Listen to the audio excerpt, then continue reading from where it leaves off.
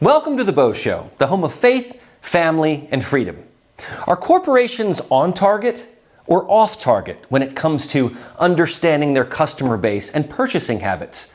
We saw what happened to Bud Light when their vice president of marketing decided to go into diversity and inclusion territory. In her head, it made sense because she had been part of a long succession of indoctrination, a shirking of her conservative roots, with a compulsion to get with the times and modernize, to forego what has always made Bud Light number one and go into uncharted territory. She partnered with a self-serving out-of-work actor who decided to hop on the transgender bandwagon, and voila, it was a match made in heaven. Or was it? Bud Light customers balked. Longtime beer drinkers who make up the bulk of their base started resisting it. Bud Light's mentality was, if these backwards rednecks won't change on their own, we will open up their mouths and make them drink this diverse beer. That has really been the MO of these new strategies. Force feed it. Professional sports embraced it as they got caught up in the hoopla. So they adopted this "sports are for everyone" slogan and basically coerced players into the whole Pride mentality, even if the game wasn't in Pride Month. In my last show, I explained how Major League Baseball got into the fray with the LA Dodgers' upcoming June game, in which they will honor the Sisters of Perpetual Indulgence, a group of nun-costumed drag queens who mock Christianity. Even Dodgers pitcher Clayton Kershaw has commented that he is not cool with a group being honored that intentionally mocks a religion. Any religion, in fact. It's hard to fathom honoring a group like that, but the Dodgers have embraced it. Again, I go back to all these sports leagues saying that they are against hate and against discrimination. Well, the Sisters of Perpetual Indulgence discriminate by mocking anyone who is Catholic or Christian, and do so with a very scornful, mocking performance. One of the through lines of the current debate has to do with children. It was learned that drag queens were reading to kids at a very early age, and that parents were encouraged to take their kids to drag shows. In this respect, it would normalize drag culture. This might encourage young kids who do not have a full understanding of sexual proclivity to perhaps mimic or even idolize drag culture. Rather than putting on their favorite superhero costume for Halloween, they might be inclined to dress in drag because the culture has become so normalized. What the LGBTQ community tries to say is that drag is not sexualized at all. But if you've ever been to a drag show, you know that in style, in music, and in performance, drag shows have a certain sexuality built into them, the same way a burlesque show does. One involves men doing it, the other involves women. If burlesque is too sexual for kids, why would drag not be? Both are performances in costume. Well, this all ramps up for the month of June, which is Pride Month. For an entire month, the gay community, which includes transgender and every other identity under the sun, gets to express pride in their sexual orientation. Rather than allowing those people to just be as they are, which of course is guaranteed under our freedom of expression, corporate culture had to get involved to cater to the occasion. This meant that they created Pride merchandise so that they could profit the entire month. If this meant ticking off a few grouchy conservatives off, well, they were willing to eat that. But when news came out that some of the Pride merchandise had a more sinister type of designer, things changed, especially in the wake of Bud Light. For instance, at Target, one designer is Eric Carnell, who has a company called Abprallen. Carnell is a Satanist and sells products that feature the moniker "Satan respects pronouns," which, if you think about it, is actually correct. Satan respects all forms of identity that resists allegiance to God and a natural order. Remember that God created order from chaos. So to create more chaos, you have to topple natural order. If you break down the structure of gender and sexuality, you can create more chaos. More importantly, if you can get to the kids, you can warp an entire generation. Target, in being a true greedy corporation, went on a virtue signaling campaign with this new Pride section in its stores. I actually went into a Target recently just to see how it was laid out. To be honest, I couldn't find one item that was appealing, especially in terms of apparel. They had this very tacky, bulky mesh dress and construction-looking outfits that were mostly in 4X sizes. To be honest, no gay person should even be interested in this apparel. It just doesn't look good on anyone.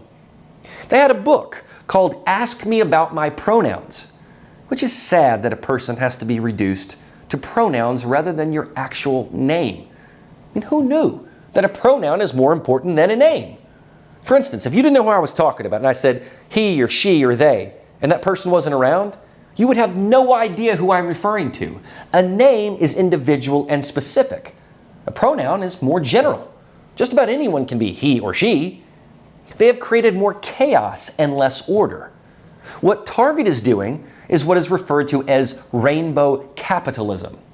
It is a way for corporations to pander to the gay community, take a victory lap, make some quick cash, and go back to business as usual. But when companies like Target pick designers, they are making value statements. For instance, Eric Carnell's Apralin brand has merch with the phrase "Satan loves pronouns" on it, but it also carries the image of Baphomet, the horned goat demon. In a past episode, I covered how online celebrity Blac Chyna had a tattoo of Baphomet removed from her body because of the demonic connotation, since she didn't really understand it until she decided to remove it. While this apparel is not available in Target, the designer Carnell represents this type of thinking. Another patch that he sells says, "Heteronormativity is a plague." Now, why is that important? Because it names an enemy. Heterosexuals. Nothing in Target stores attacks gay people or says that they are a plague, but Carnell's line of merchandise says that straight people are a plague. So in including Carnell's line for Target, they tacitly embrace his ideology. Another patch says homophobe headrest and features a guillotine. Now, is that the same image of love and acceptance that we've come to hear from the LGBTQ community? That that's what they're really all about? Well, another pin says burn down the system, which refers to cisgender or heteronormative people. So that's indicating arson. And yet another says transitioning is an act of self-love. So the mutilation of body parts is considered self-care. So due to the outcry over these items, Target started pulling some of Carnell's line in their stores. Department stores like Kohl's have faced similar outrage and criticism for partnering with pride vendors who cater to the community, but even further, to kids with bibs and bodysuits. That is where many conservatives draw the line, because contrary to what you've been told, this could be considered a mild form of grooming. But Carnell thinks that Target's reaction is homophobic and thinks that they should stand by the LGBTQ community no matter what, even if it represents Satanism, cultism, or violence towards the straight community. And that is where Target puts a target on its back. If they start removing items, they tick off the gay community and they get called uninclusive and homophobic. If it sticks with the merch, then the majority of its traditional consumers will see it as supporting a radical agenda that advocates violence and satanic behavior. Imagine if Target carried a line by a straight designer that sold items that had gay people under a guillotine. See, when you flip the script, the terms change. While Target has been relatively quiet, CEO Brian Cornell did send a memo to employees on May 24th, saying it was hard to pull this merchandise, and his number one concern was safety for the gay community, stating, quote, "We stand with you now and will continue to do so, not just during Pride Month, but each and every day," unquote. The reason the CEO is having to pull items is that customers are throwing the products on the floor and confrontations between customers and employees are increasing. Cornell seems to be indicating that he cares more about gay customers or employees than others. The truth is, he put Target in this position. Although they have had Pride partners for years, he stepped into new territory when Target got into business with Eric Carnell, who has a blatant disgust for straight people and heteronormativity. It's like the Sisters of Perpetual Indulgence. They hate Catholics and Christians. When Target makes a decision like that, it is fair game for people to react with their platforms and their wallets.